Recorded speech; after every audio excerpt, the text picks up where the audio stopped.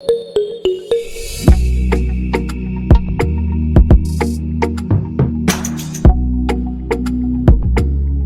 बच्चों, आज हम देखेंगे टॉपिक स्पीड डिस्टेंस टाइम से रिलेटेड कुछ कॉन्सेप्ट्स।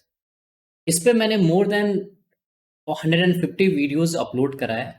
जो भी एप्टीट्यूड बेस्ड एग्जामिनेशन होता है उसके लिए ये one of the important topic. तो आज हम देखेंगे स्पीड डिस्टेंस टाइम। इस सीरीज में हम एक एक पॉइंट को डिस्कस करेंगे, बेसिक कॉन्सेप्ट से लेकर, और जो भी कॉन्सेप्ट यूजफुल होता है क्वेश्चन को सॉल्व करने के लिए हम सारे पॉइंट को डिस्कस करेंगे।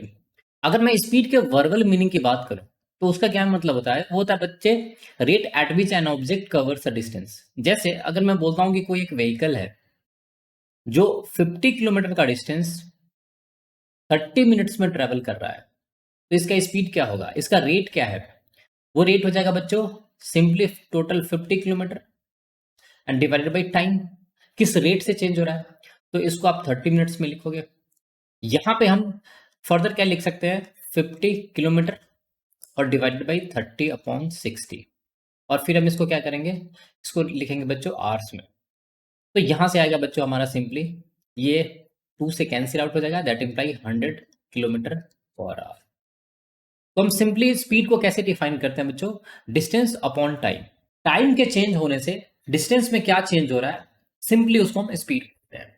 नाउ यहाँ पे एक पॉइंट आपको कैलकुलेशन के दौरान दिखा कि कन्वर्जन। यहाँ पे सबसे पहले मैंने मिनट को आवर्स में चेंज करा है। तो कभी कभी क्वेश्चन ऐसा भी होगा जब आपको डिस्टेंस किलोमीटर पर आवर में गिवन रहेगा और उसको मीटर पर सेकंड में चेंज करना हो, और वाइसा वर्सा। मीटर पर सेकंड में गिवन है और किलोमीटर पर आवर में चेंज करना है। तो जैसा कि मैंने पहले आपको बताया, हम सारे पॉइंट को, जो भी छोटा से छोटा पॉइंट है उसको भी डिस्कस करेंगे, और जो यूजफुल कॉन्सेप्ट्स है उसको भी डिस्कस करेंगे। तो अब देखते हैं बच्चों कैसे हम कन्वर्जन को कैलकुलेट करते हैं।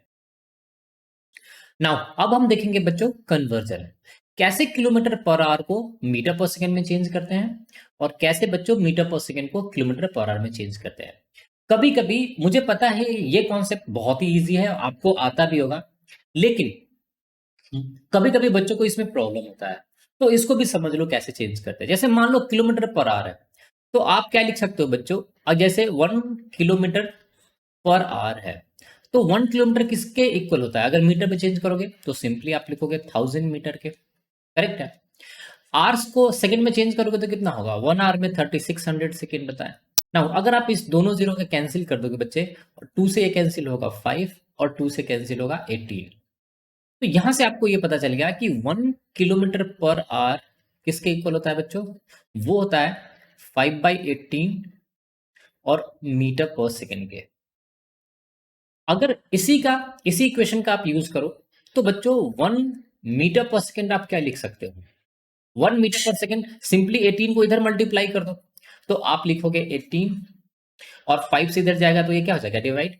तो ये हो जाएगा 18/5, और ये हो जाएगा बच्चों किलोमीटर पर आवर में। ये क्लियर है। नाउ इसका यूसेज कैसे करोगे बच्चे, जैसे मान लो आपको स्पीड गिवन है 20 किलोमीटर पर आवर का, और आपको इसको मीटर पर सेकेंड में चेंज करना है, तो आप बच्चे इसको सिंपली लिख सकते हो 20 इंटू 1 किलोमीटर पर आवर। और आपको पता है कि 1 किलोमीटर पर आवर का वैल्यू किसके इक्वल होता है, 5/18 मीटर पर सेकेंड के। तो आप इस पूरे वैल्यू के बदले 1 से तो किसी भी टर्म में आप मल्टीप्लाई कर सकते हो। तो इस 1 किलोमीटर पर आवर के बदले आप सिंपली क्या लिख दोगे, 20 इंटू 5/18, और ये हो जाएगा बच्चों मीटर पर सेकेंड पे। As simple as that. इसको कैलकुलेट आप कर लोगे सिंपली आसानी से। 2 से ये 9 हो जाएगा और 2 से ये 10 हो जाएगा। तो बच्चों आपको ये मिल जाएगा 50/9 मीटर पर सेकेंड। तो आपने एक बार देख लिया। अब जैसे ही अगली बार आपको कन्वर्ट करना, तो सिंपली आप 5/18 से मल्टीप्लाई कर दोगे, और किलोमीटर पर आवर को रिप्लेस कर दोगे सिंपली किससे, मीटर पर सेकेंड से। करेक्ट है। नाउ अगर मैं बात करूं कि मीटर पर सेकेंड को कैसे चेंज करोगे, तो जैसे मान लो आपको 18 मीटर पर सेकेंड का स्पीड गिवन है बच्चों। आपको पता है 1 मीटर पर सेकेंड किसके इक्वल होता है, 18/5 किलोमीटर पर आवर से। तो सिंपली इसको आप ऐसे समझ सकते हो कि 18 इंटू 1 मीटर पर सेकेंड है, और इस 1 मीटर पर सेकेंड के बदले क्या करोगे बच्चे, सिंपली 18/5 किलोमीटर पर आवर लिख दोगे। तो ये हो जाएगा 18 इंटू 18/5, और ये मिल जाएगा बच्चों किलोमीटर पर आवर। तो सिंपली क्या करना है, जब भी मीटर पर सेकेंड दिख रहा है तो आप बार बार इस प्रोसेस को 1 मीटर पर सेकेंड नहीं करोगे, सिंपली मीटर पर सेकेंड के बदले एक फैक्टर से मल्टीप्लाई कर दोगे 18/5 और लिख दोगे सीधे किलोमीटर पर आवर में। तो ये वैल्यू आ जाएगा बच्चों 324/5 और ये आ जाएगा बच्चों किलोमीटर पर आवर में। तो इस तरह से बहुत आसानी से आप किलोमीटर पर आवर्स को मीटर पर सेकेंड में चेंज कर सकते हो। मुझे पता है आपको ये पता होगा, लेकिन कभी कभी कुछ चीजें रिकॉल करना या दूसरे तरीके से समझना बेटर होता है कॉन्सेप्ट को समझने के लिए। सो अभी तक बच्चों हम लोगों ने क्या देखा कि स्पीड क्या होता है, वो होता है rate of change of distance. तो सिंपली स्पीड इक्वल टू क्या लिखते हो, डिस्टेंस अपॉन टाइम। तो यहां से बच्चों आप लिख सकते हो speed into time is equal to क्या होगा, डिस्टेंस। नाउ ये अपने आप में एक सिग्निफिकेंट रिलेशन है। इसके बेसिस पे कैसे हम थ्योरी को डिराइव कर सकते हैं, इसके बेसिस पे कैसे क्वेश्चन को सॉल्व कर सकते हैं, वो हम देखेंगे। इससे पहले इसको कॉन्सेप्ट को कैसे हम अपने अकॉर्डिंग यूज कर सकते हैं वो देख लेते हैं। जैसे मान लो लिखा हुआ है speed into time is equal to बच्चे गिवन है डिस्टेंस, और ये मान लो कांस्टेंट है, जैसा कि हेडिंग में गिवन है आपको, गिवन डिस्टेंस इज कांस्टेंट। तो अगर ये कांस्टेंट वैल्यू है तो आप बच्चों क्या लिख सकते हो, simply S1 into T1 is equal to क्या हो जाएगा, S2 इंटू T2 इंटू आप लिख सकते हो S3 इंटू T3, एंड इस तरह से फर्दर कंटिन्यू होता रहेगा। इसको कैसे आप अंडरस्टैंड कर सकते हो, जैसे मान लो 2 पॉइंट है A और B, इसके बीच में 40 किलोमीटर का डिस्टेंस है। मान लो कोई एक पर्टिकुलर स्पीड से ट्रेवल कर रहे हो आप, जैसे 20 से ट्रेवल कर रहे हो, 20 किलोमीटर पर आवर की स्पीड से, तो यहाँ पूरा डिस्टेंस ट्रेवल करने में कितना टाइम लगेगा बच्चों, सिंपली 2 आवर्स का। अगर आप स्पीड को चेंज कर लोगे, जैसे 25 किलोमीटर पर आवर की स्पीड से आप ट्रेवल कर रहे हो, तो यहाँ पे टाइम क्या लगेगा, अब टाइम चेंज हो जाएगा। अब सिंपली टाइम कितना लगेगा, 40/25, ये आवर्स में। अगर मान लो आप 40 किलोमीटर पर आवर की स्पीड से अपनी स्पीड को चेंज कर दिया, तो टाइम कितना लगेगा, अब 1 आवर का लगेगा। लेकिन इन दोनों का जो प्रोडक्ट होगा बच्चों, वो हमेशा किसके इक्वल आएगा, वो हमेशा 40 के इक्वल आएगा।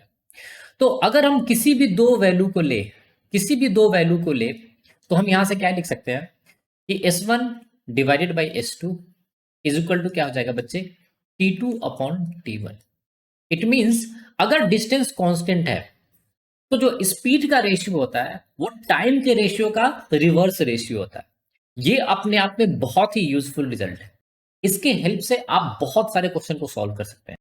देखो आपको पता चल गया कि अगर डिस्टेंस कांस्टेंट है तो स्पीड का रेशियो टाइम के रेशियो का क्या होता है बच्चों, रिवर्स रेशियो होता है। अगर आप इस क्वेश्चन को देखो तो क्वेश्चन में क्या कह रहा है कि Ramesh travels a distance at the rate of 3 kilometer per hour and he reaches 15 minutes late. If he travels at the rate of 4 kilometer per hour he reaches 15 minutes earlier. Find the distance Ramesh has to travel. अब देखो इसको हम at least 3 method से solve कर सकते हैं। देखो assume कर लो कि कोई दो पॉइंट्स है A और B। क्वेश्चन को अच्छे तरीके से समझने के लिए हम एक टिपिकल केस लेते हैं। मान लो रमेश अपने होम से स्कूल जा रहा है, करेक्ट है। अगर वो 3 किलोमीटर पर आवर की स्पीड से ट्रेवल करता है और स्कूल उसको कितने बजे पहुंचना है, 10 AM पे पहुंचना है, डन। अगर वो 3 किलोमीटर पर आवर की स्पीड से ट्रेवल करता है बच्चों, तो अपने डेस्टिनेशन पे वो 15 मिनट्स लेट है, तो वो स्कूल कितने बजे पहुंचेगा, वो 10:15 पे पहुंचेगा, करेक्ट है। सेकेंड टाइम वो क्या करेगा, स्कूल में लेट हो गया तो अपनी स्पीड को इंक्रीज करा, अब वो 4 से ट्रेवल कर रहा है तो कह रहा है कि वो 15 मिनट्स अर्ली पहुंच गया स्कूल में। इट मींस अब वो कितने बजे पहुंच जाएगा, वो 9:45 पे ही पहुंच जाएगा। क्लियर है। तो इस दोनों टाइम के बीच में गैप कितना है, फर्स्ट केस में वो 10:15 पे पहुंच रहा था, सेकेंड केस में 9:45 पे पहुंच रहा है, तो दोनों के बीच में कितने का गैप है बच्चों, 30 मिनट्स का। अब इस कॉन्सेप्ट का कैसे यूज करोगे वो देखो। दोनों केस में होम और स्कूल के बीच में डिस्टेंस क्या होगा रमेश के लिए, वो तो कांस्टेंट है। तो आप यहां पे लिख सकते हो बच्चों S1 divided by S2 is equal to क्या मिलेगा, T2 अपॉन T1। आपको पता है S1 इनिशियल स्पीड था और S2 फाइनल स्पीड है, तो वो T2 अपॉन T1 के इक्वल हो जाएगा। तो आप यहां से क्या लिखोगे, 3/4। अब देखो आपको इतना पता है कि T2 अपॉन T1 का वैल्यू अगर हम 3/4 लेंगे तो दोनों टाइम के बीच में डिफरेंस कितना है बच्चों, अंतर कितना है टाइमिंग का, वो है बच्चों 1 का। लेकिन आपको टाइमिंग्स में डिफरेंस कितना क्रिएट करना है, 30 मिनट्स का। तो आप क्या करोगे, सिंपली लिख दोगे T2 upon T1 is equal to 3/4, और इस 30 मिनट्स को मेंटेन करने के लिए बच्चों न्यूमरेटर में मल्टीप्लाई कर दो 30 से और डिनोमिनेटर में भी मल्टीप्लाई कर दो 30 से। तो इससे क्या होगा, ये तो अल्टीमेटली कैंसिल आउट हो जाएगा, तो अभी भी 3/4 ही रेशियो रहेगा। तो यहां से आपको टाइम मिल जाएगा एक 90 मिनट्स का, और यहाँ पे एक टाइम मिल जाएगा 120 मिनट का। ये क्लियर है? तो अगर बच्चों रमेश स्लो स्पीड से ट्रेवल करेगा तो टाइम कितना लेगा? कुछ ज्यादा टाइम लेगा, 120 मिनट्स। और अगर वो फास्टर स्पीड से ट्रेवल करेगा तो कितना टाइम लेगा? कम टाइम लेगा। तो 3 किलोमीटर पर आवर का स्पीड है और 120 मिनट्स का टाइम है, तो डिस्टेंस कितना आएगा? सिंपली आ जाएगा बच्चों 3 इंटू 120 को आप आवर्स में चेंज करोगे तो 2 आवर्स होगा। तो इस तरह से क्या होगा, आप रेशियो के थ्रू भी क्वेश्चन को सॉल्व कर सकते हो। अब कुछ बच्चों को ये लग रहा होगा कि ये तो सिंपल सा कॉन्सेप्ट है। हाँ बिल्कुल कॉन्सेप्ट है। कुछ बच्चे इसको ऐसे सॉल्व करेंगे, मान लेंगे ए और बी कोई 2 पॉइंट्स है और इसके बीच के डिस्टेंस को आप अज्यूम कर लोगे एक्स। फर्स्ट केस में किस स्पीड से आप ट्रेवल कर रहे थे? 3 किलोमीटर पर आवर से। तो आप टाइम क्या लोगे? ज्यादा, तो आप लिखोगे फर्स्ट केस में x/3। सेकेंड केस में जब आप 4 किलोमीटर पर आवर की स्पीड से ट्रेवल कर रहे थे बच्चे, तो आप टाइम कितना लोगे? टाइम कम लोगे। स्पीड को आप बढ़ाओगे तो टाइम क्या लगेगा? कम। तो x/4 लिखोगे। और दोनों के बीच में टाइमिंग का डिफरेंस कितना था बच्चों? वो था 30 मिनट्स। और इसको तो आप ये मेथड से सॉल्व करो या सेकेंड मेथड से सॉल्व करो, टाइमिंग में 30 मिनट्स का डिफरेंस है। ये तो दोनों मेथड के लिए समझना होगा। तो आप लिखोगे बच्चे 30 और इसको आवर्स में चेंज करने के लिए 60 से डिवाइड कर दोगे, तो अल्टीमेटली इस 1/2 के इक्वल है। अब यहां से एलसीएम लोगे तो क्या लिखोगे? ये 12 हो जाएगा बच्चों, तो ये हो जाएगा 4x minus 3x is equal to क्या मिलेगा? 1/2। 2 से इसको डिवाइड करोगे तो ये 6 हो जाएगा। तो यहां से 4x minus 3x that imply x is equal to 6 आ जाएगा। तो आप इस मेथड से भी सॉल्व कर लोगे। लेकिन अगर आपको एप्टीट्यूड में स्पीड डिस्टेंस टाइम भी स्टडी करना है और रेशियो भी स्टडी करना है, तो आप एक ही बार में ऐसा मेथड चूज करो जो रेशियो में भी एप्लीकेबल हो और स्पीड डिस्टेंस टाइम में भी एप्लीकेबल हो। तो उससे क्या होगा, आपको दोनों चैप्टर पे कमांड होता रहेगा, साइमल्टेनियसली आप दोनों चैप्टर पे प्रैक्टिस कर रहे हो। ये क्लियर है? अब कुछ बच्चे सोच रहे हो कि ये फर्स्ट मेथड क्या है। तो फर्स्ट मेथड है बच्चों परसेंटेज इक्विवेलेंट कॉन्सेप्ट। अब ये परसेंटेज इक्विवेलेंट क्या होता है, उसका लिंक मैं आई बटन में दे देता हूं, आपको दिख रहा होगा ऊपर, आप उस पर जाके कॉन्सेप्ट को समझ सकते हो। नाउ अगर हम फर्स्ट मेथड की बात करें जो एक्सट्रीम शॉर्टकट मेथड है, लेकिन उसको समझने के लिए थोड़ा सा आपको परसेंटेज इक्विवेलेंट पे कमांड होना ही चाहिए। इसमें क्या कहता है कि जब कभी भी दो का प्रोडक्ट हो, जैसे यहां पे स्पीड इंटू टाइम था और वो थर्ड के इक्वल हो, यहां पे डिस्टेंस के इक्वल है और वो कांस्टेंट हो बच्चे, तो इन दोनों में एक यूनिक रिलेशन होता है। अगर आप स्पीड को इंक्रीज करोगे तो टाइम को क्या करोगे? डिक्रीज। अगर स्पीड को 1/n से इंक्रीज करोगे तो टाइम को किससे डिक्रीज करोगे बच्चे? 1/n+1 से। करेक्ट है? इनिशियल स्पीड कितना था? 3 था और फाइनल स्पीड कितना है बच्चों? 4 हो गया है। तो आपने स्पीड को बढ़ाया है, किससे बढ़ाया है? 3 पे 1 का इंक्रीज है, मतलब 1/3 का इंक्रीज कर रहे हो। तो टाइम को किससे डिक्रीज करोगे बच्चे? वो हो जाएगा 1/4 से डिक्रीज। और किसी टाइम का 1/4 पार्ट, 1/4 पार्ट अगर 30 मिनट्स है, तो टोटल टाइम कितना हो जाएगा बच्चों? टोटल टाइम हो जाएगा 30 इंटू 4 दैट इंप्लाई 120 मिनट्स। तो अगर आप स्लो स्पीड से ट्रेवल करोगे, 3 के स्पीड से ट्रेवल करोगे, तो टाइम आप कितना लोगे बच्चे? 120 मिनट्स दैट इंप्लाई 2 आवर्स का टाइम लोगे। और अगर आप हायर स्पीड से ट्रेवल करोगे, 4 से ट्रेवल करोगे, तो टाइम कितना लोगे? इससे 30 minutes come that imply 1.5 hours, और यू कह लो 90 मिनट्स का। तो यहां से भी आपको स्ट्रेट अप आंसर मिल गया। 3 से ट्रेवल कर रहे थे और 2 आवर्स का टाइम ले रहे थे, तो टोटल डिस्टेंस कितना हो जाएगा? वो हो जाएगा बच्चों 6 किलोमीटर का। तो परसेंटेज इक्विवेलेंट एडवांस्ड तरीका है क्वेश्चन को सॉल्व करने का स्पीड डिस्टेंस टाइम का। अगर आप इसको नहीं समझना चाहते हो बच्चों, तो आप इस रेशियो मेथड को यूज कर सकते हो। ये भी अपने आप में यूनिक मेथड है और हर जगह अप्लीकेबल है। सो आई होप ये कॉन्सेप्ट आपको समझ में आ गया होगा। जब डिस्टेंस कांस्टेंट हो तो कैसे स्पीड और टाइम का रिलेशन आप फाइंड आउट कर सकते हैं।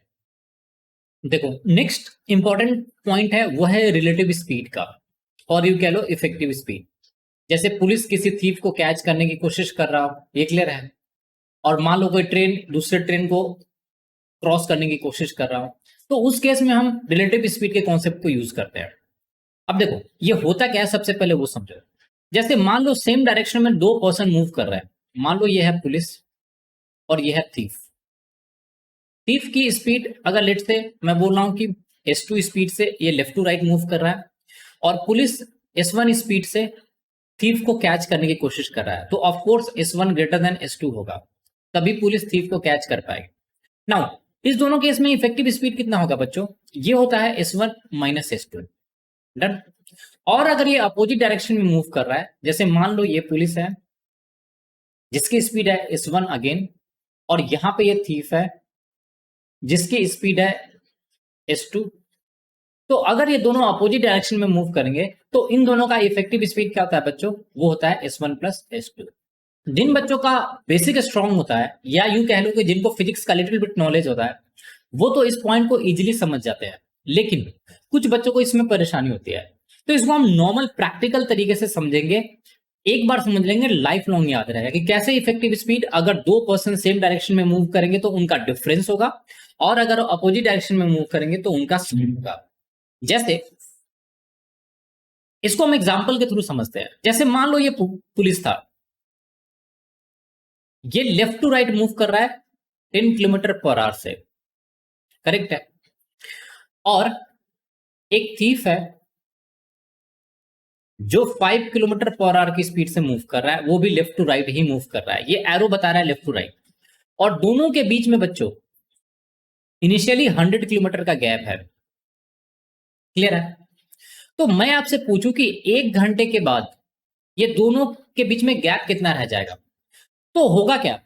यहां से पुलिस कितना किलोमीटर ट्रेवल करेगा? ये 10 किलोमीटर ट्रेवल कर लेगा, लेकिन उतने टाइम में थीफ यहां से कितना आगे चला जाएगा? वो 5 चला जाएगा। तो दोनों के बीच में जो गैप है वो कितना कमेगा? ये 10 गया और ये फर्दर आगे 5 चला गया, तो उसमें से 5 का रिडक्शन होगा। तो 1 घंटे के बाद दोनों के बीच में गैप कितना रह जाएगा बच्चों? वो रह जाएगा 95 किलोमीटर का। ये क्लियर है? अब अगर आप 2 घंटे के बाद सिचुएशन देखोगे तो क्या होगा? यहां से फर्दर पुलिस 10 किलोमीटर आगे जाएगा, लेकिन यहां से फर्दर चोर है, थीफ है, वो 5 किलोमीटर आगे चला जाएगा। तो सेकेंड आर में भी रिडक्शन कितने का होगा? वो होगा 10 माइनस 5। तो 2 घंटे के बाद जो दोनों के बीच में गैप रह जाएगा वो कितना हो जाएगा बच्चों? वो हो जाएगा 90 किलोमीटर का। तो अगर आप ध्यान से देखोगे तो किस रेट से दोनों के बीच में डिस्टेंस कम हो रहा है? वो हो रहा है कम 5 किलोमीटर और पर आवर के रेट से। तो इसको आप कैसे समझ सकते हो? ये 5 किलोमीटर पर आवर का रिडक्शन रेट जो डिस्टेंस में आया है वो क्यों होगा? वो इसको आप ऐसे भी लिख सकते हो, वो होगा 10 किलोमीटर पर आवर जो पुलिस का स्पीड था, और माइनस थीफ का स्पीड 5 किलोमीटर पर आवर, और यही इफेक्टिव कमी होगी डिस्टेंस में पुलिस और थीफ के बीच में। तो जब कभी भी दो पर्सन, वेदर वो ट्रेन हो, दो चोर हो, या कोई भी दो ऑब्जेक्ट हो, अगर सेम डायरेक्शन में मूव करेंगे तो इन दोनों का इफेक्टिव स्पीड बच्चे कितना होता है? वो होता है S1 माइनस S2। अगर आपको अपोजिट डायरेक्शन के केस को समझना है तो आप सिमिलर एग्जांपल ले लो। मान लो कि ये पुलिस है जो मूव कर रहा है 10 किलोमीटर पर आवर से लेफ्ट टू राइट, और ये बेवकूफ थीफ है जो 5 किलोमीटर से की स्पीड से मूव कर रहा है पर आवर से, लेकिन वो पुलिस की तरफ ही मूव कर रहा है, और दोनों के बीच में गैप कितना है? 100 किलोमीटर का। तो बच्चे मैं अगर आपसे पूछूं कि 1 घंटे के बाद गैप कितना रह जाएगा, तो यहां से पुलिस कितना ट्रेवल कर लेगा? 10, और यहां से थीफ कितना ट्रेवल कर लेगा आगे? 5।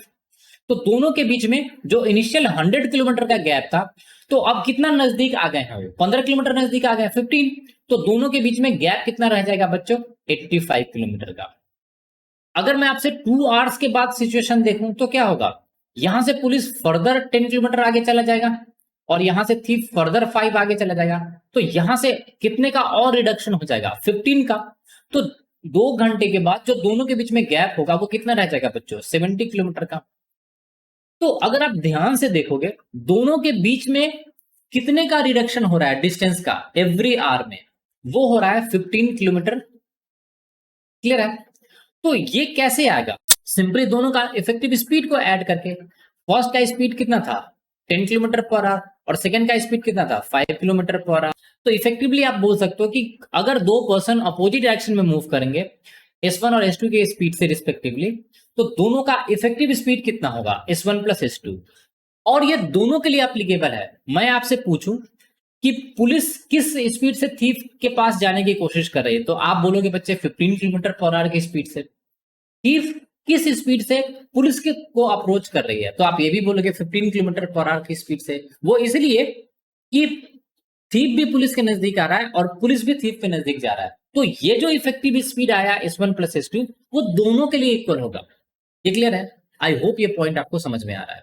अब हम देखते हैं मोस्ट इंपॉर्टेंट केसेस जहां पे आपको बहुत ज्यादा दिक्कत होती है। जैसे कभी कभी गिवन आपको दिया रहता है कि ट्रेन अगर किसी पोल को क्रॉस कर रहा है तो कितनी देर में क्रॉस कर लेगा। कभी कभी आपको गिवन रहता है कि ट्रेन किसी प्लेटफॉर्म को क्रॉस कर रहा है, या ट्रेन कभी किसी टनल को क्रॉस कर रहा है तो कितनी देर में क्रॉस कर लेगा। दो ट्रेन अपोजिट डायरेक्शन में मूव कर रहे हैं तो कितनी देर में एक दूसरे को क्रॉस कर लेंगे। इस तरह के केसेस को हम डिस्कस करेंगे। क्लियर है? वन बाय वन हम एनिमेशन के थ्रू समझेंगे पॉइंट को कि कैसे इजीली आपको हमेशा के लिए याद रह चाहिए। ये बार बार फॉर्मूला रटने की जरूरत नहीं पड़े। एज सच फॉर्मूला एप्टीट्यूड में होता ही नहीं है। ये क्लियर है? तो फर्स्ट केस हमारा क्या है कि when a train is crossing a pole. देखो, कभी अगर आपको गिवन है कि कोई एक ट्रेन जिसका लेंथ L हो और वो S स्पीड से मूव कर रहा है, तो वो किसी पोल को क्रॉस करने में, या हो सकता है किसी फ्लैग को क्रॉस करने में, ये कुछ डिफरेंट डिफरेंट कंडीशंस दे सकते हैं। उसको क्रॉस करने में कितना टाइम लेगा, तो इस केस में टाइम ऑफ क्रॉसिंग अगर मैं बच्चे आपसे पूछूं तो सिंपली कितना होता है, वो होता है L डिवाइडेड बाई S। सबसे पहले ये कंसीडर कर लो कि ये ट्रेन का इंजन है और ये लास्ट में बैक पार्ट है। ये क्लियर है? तो अब हम देखते हैं एनिमेशन से कि रियल टर्म्स में ये ट्रेन पोल को कैसे क्रॉस कर रही होगी। ये क्लियर है? देखो, मान लो ये ट्रेन है और ये किसी फ्लैग को क्रॉस करना है, तो क्या सिचुएशन हुआ होगा। सबसे पहले ट्रेन स्लोली स्लोली फ्लैग के नजदीक जा रहा होगा। ये क्लियर है? एक समय आएगा जब ट्रेन का जो इंजन होगा वो फ्लैग के बिल्कुल पैरेलल होगा। उसके बाद ट्रेन फर्दर स्लोली स्लोली आगे जाएगा और क्या होगा, जो ट्रेन का जो बैक पार्ट है वो पूरी तरह फ्लैग को क्या कर जाएगा, क्रॉस कर जाएगा। ये क्लियर है? कुछ इसी तरह से क्रॉसिंग हुआ होगा। मैं आपको एक बार हाई स्पीड में दिखाता हूं कि ये क्या हो रहा होगा। ट्रेन कुछ इस तरह से आया होगा और ट्रेन को और फ्लैग को क्रॉस कर गया होगा। ये क्लियर है? सो इस केस में टोटल डिस्टेंस कितना ट्रेवल हुआ है क्रॉसिंग के समय, जो ट्रेन की खुद की लेंथ है और स्पीड क्या थी वो टोटल S, तो टाइम कितना लगेगा, simply L/S। So I hope ये आपको समझ में आ गया होगा। यहाँ पे हम एक चीज का ध्यान रखते हैं, जो लेंथ ऑफ पोल होता है उसको हम बच्चों क्या लेते हैं, वो लेते हैं 0। वो इसलिए कि ट्रेन के लेंथ के कंपैरिजन में जो लेंथ ऑफ पोल होता है वो क्या होता है, काफी कम होता है, तो हम इसके लेंथ को क्या करते हैं, इग्नोर करते हैं। सेकेंड केस में क्या हो सकता है कि कोई एक ट्रेन किसी प्लेटफॉर्म को क्रॉस कर रहा है, तो मान लो लेंथ ऑफ ट्रेन कितना है बच्चों, वो है L। ये S स्पीड से प्लेटफॉर्म को क्रॉस करने की कोशिश कर रहे हैं और प्लेटफॉर्म का लेंथ कितना है बच्चों, वो है P। डिफरेंट डिफरेंट केस में, जैसे मान लो अगर ट्रेन किसी टनल को क्रॉस कर रहा होगा तो ये भी सिमिलर केस है, तो आप इसको समझने की कोशिश करो। इस केस में जो टोटल टाइम ऑफ क्रॉसिंग होता है बच्चों वो कितना होता है, वो होता है L+P और divided by S। That imply total length of train plus total length of platform और divided by speed of train. ये क्लियर है?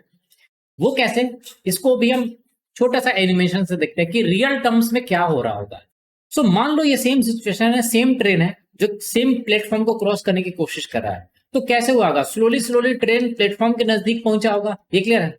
एक ऐसा सिचुएशन आएगा जब ट्रेन का इंजन प्लेटफॉर्म के राइट हैंड साइड को एकदम पैरेलल होगा, उसके बाद ट्रेन फर्दर स्लोली स्लोली आगे मूव करेगा और फिर आगे जाता जाएगा।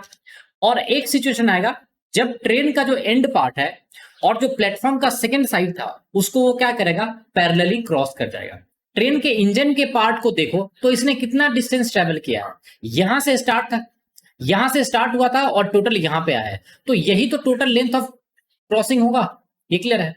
इस तरह के कॉन्सेप्ट को समझने का फंडा क्या होता है, आप किसी भी एक पॉइंट को नोट कर लो, जैसे यहाँ पे इंजन के पॉइंट को ई नोट कर लो और देख लो कि स्टार्टिंग के समय जब क्रॉसिंग स्टार्ट हुआ था तब ये किस पॉइंट पे था, और जब ये फाइनल क्रॉसिंग कंप्लीट हो गया तब ये किस पॉइंट पे है, तो आपको समझने में कोई प्रॉब्लम नहीं होगा। सो आई होप ये पॉइंट आपको समझ में आ गया। जो नेक्स्ट केस है बच्चों वो बहुत इंपॉर्टेंट है और ये इसमें बहुत सारे बच्चों को डाउट होता है। अब हम देखते हैं कि जब दो ट्रेन अपोजिट डायरेक्शन में मूव कर रहा है, मान लो ये फर्स्ट ट्रेन है जिसका लेंथ है L1 और ये मूव कर रहा है S1 स्पीड से left to right. Second train है और ये मूव कर रहा है right to left with speed of s2। तो इस केस में जो टोटल टाइम ऑफ क्रॉसिंग होता है बच्चों, वो कितना होता है? वो होता है L1 plus L2 divided by S1 plus S2। Effective speed S1 plus S2 कैसा होगा, वो मैं आपको पहले ही एक्सप्लेन कर चुका हूं। वो कि दो ऑब्जेक्ट अगर S1 और S2 स्पीड से अपोजिट डायरेक्शन में मूव करते हैं तो उनका इफेक्टिव स्पीड क्या होगा? दोनों ऑब्जेक्ट का स्पीड का सम। ये क्लियर है? कंफ्यूजन आती है कि ये L1 प्लस L2 होगा या L1 माइनस L2 होगा। ये क्लियर है? तो इसको समझने के लिए हम एक प्रैक्टिकल एग्जांपल से समझते हैं। थोड़ा सा हम अपने टॉपिक को ट्विस्ट करते हैं, मॉडिफाई करते हैं, सो दैट हमें लाइफ लॉन्ग ये याद रहे, बार बार हमें फॉर्मूला देखने की जरूरत नहीं पड़े, और जैसे ये केस आए, जैसे ये इस पे क्वेश्चन आया, तो आप इजीली सॉल्व कर सकते हो। मान लो हम एग्जांपल के थ्रू समझते हैं। जैसे मान लो एक ट्रेन है, ये T1, ये मूव कर रहा है left to right 10 kilometer per hour की स्पीड से, और इसमें कोई एक पर्सन बैठा हुआ है। दूसरी ट्रेन जो राइट हैंड साइड से मूव कर रही है, वो राइट टू लेफ्ट मूव कर रहा है, और इसकी स्पीड है 20 किलोमीटर पर आवर। ये क्लियर है? और इसमें भी एक आदमी बैठा हुआ है। ये क्लियर है?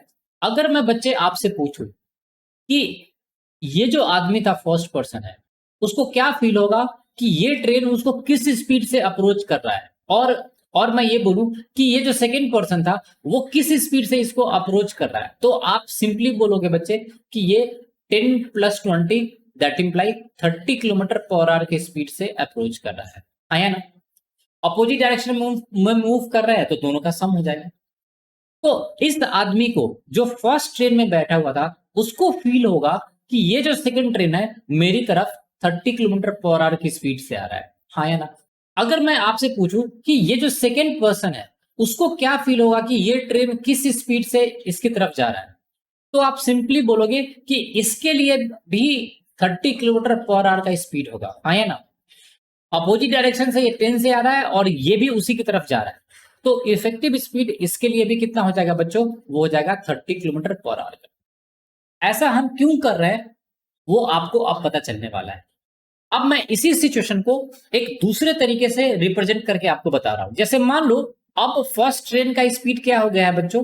अब हो गया फर्स्ट ट्रेन का स्पीड हो गया है 30 किलोमीटर पर आवर। करेक्ट है? और ये लेफ्ट टू राइट मूव कर रहा है, और इसमें वही सेम पर्सन बैठा हुआ है जो यहां पे था। और सेकंड ट्रेन को हमने क्या किया है? अब सेकंड ट्रेन को हमने कर दिया है स्टेशनरी, मतलब ये मूव अप नहीं कर रहा है। तो जो फर्स्ट ट्रेन में ये आदमी था, उसको क्या फील होगा? वो सेकंड पर्सन को किस स्पीड से अप्रोच करने की कोशिश करेगा, किस स्पीड से नजदीक जाएगा? तो बोलोगे सिंपल सा है, 30 किलोमीटर पर आवर की स्पीड से। हाँ या ना? अगर मैं पूछूं कि ये सेकंड पर्सन को क्या फील होगा कि ये आदमी इसको किस स्पीड से नजदीक आ रहा है, तो बोलोगे सिंपल सा है, ये बेचारा रुका हुआ है तो ये भी 30 किलोमीटर पर आवर की स्पीड से आया। बोलो हाँ या ना? तो अगर दोनों सिचुएशन सेम है, यहां पे भी 30 किलोमीटर पर आवर था, यहां पे भी 30 किलोमीटर पर आवर है, जो फर्स्ट पर्सन को फील होगा, सेकंड पर्सन को यहां पे भी 30 किलोमीटर पर आवर की स्पीड फील हो रही थी, और यहां पे भी 30 किलोमीटर पर आवर का स्पीड। तो ये दोनों सिचुएशन हम क्या बोल सकते हैं कि इफेक्टिवली इक्वल है। तो इससे हमें फायदा क्या मिलेगा? इससे हमें फायदा ये मिलेगा कि ये जो सेकंड ट्रेन का लेंथ था, ये जो सेकंड ट्रेन था, वो एज ए प्लेटफॉर्म की तरह बिहेव करेगा। और अगर ये फर्स्ट ट्रेन ने T2 को पूरी तरह क्रॉस कर लिया है, इसका क्या मतलब है कि ये प्लेटफॉर्म के केस जैसा हो गया। टोटल लेंथ ऑफ क्रॉसिंग कितना होगा? सिंपली T1 का लेंथ और साथ में T2 का लेंथ। आई होप ये आपको समझ में आ गया होगा। जैसे इसको एनिमेशन से समझते हैं। देखो, अगर एक ट्रेन दूसरी ट्रेन को क्रॉस करने की कोशिश कर रहा है और एक ट्रेन स्टेशनरी हो गया है, रुक गया है, तो आप देखो क्रॉसिंग कैसे हुआ होगा। ट्रेन कुछ इस तरह से नजदीक जाएगा, फर्स्ट ट्रेन। एक ऐसा समय आएगा जब दोनों ट्रेन के इंजन आपस में क्या हो जाएंगे? पैरेलल हो जाएंगे। अब फर्स्ट ट्रेन क्या होगा? फर्दर मूव करेगा। ये क्लियर है? आगे जाता जाएगा। एक ऐसा सिचुएशन आएगा जब दोनों ट्रेन का एंड पार्ट क्या होगा? पैरेलल हो जाएगा। तब जाकर क्या होगा? क्रॉसिंग कंप्लीट होगा। तो आपको क्या देखना है कि ये जो इंजन था फर्स्ट ट्रेन का, उसने टोटल कितना डिस्टेंस ट्रेवल किया है। ये क्लियर है? देखो इसको अगर आप फास्ट मोशन में देखना चाहते हो तो क्या हुआ होगा, ट्रेन कुछ इस तरह से स्टार्ट होगा, पहले इंजन के पैरेलल और फिर आगे जाते जाएगा और बोगी को भी क्रॉस कर लेगा। ये क्लियर है? तो कुछ इस तरह से क्रॉसिंग हुआ होगा।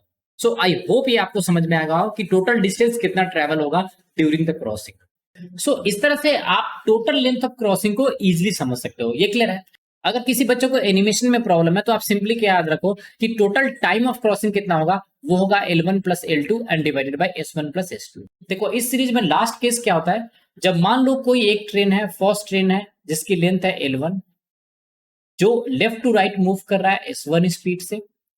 दूसरी ट्रेन है L2 जो लेफ्ट टू राइट मूव कर रहा है S2 स्पीड से, दोनों सेम डायरेक्शन में मूव कर रहा है। ये क्लियर है? तो आपसे पूछ रहा है कि टोटल टाइम ऑफ क्रॉसिंग क्या होगा बच्चों। तो इस केस में जो टोटल टाइम ऑफ क्रॉसिंग होगा वो होता है, इस केस में लेंथ अभी भी L1 प्लस L2 होता है। ये क्लियर है?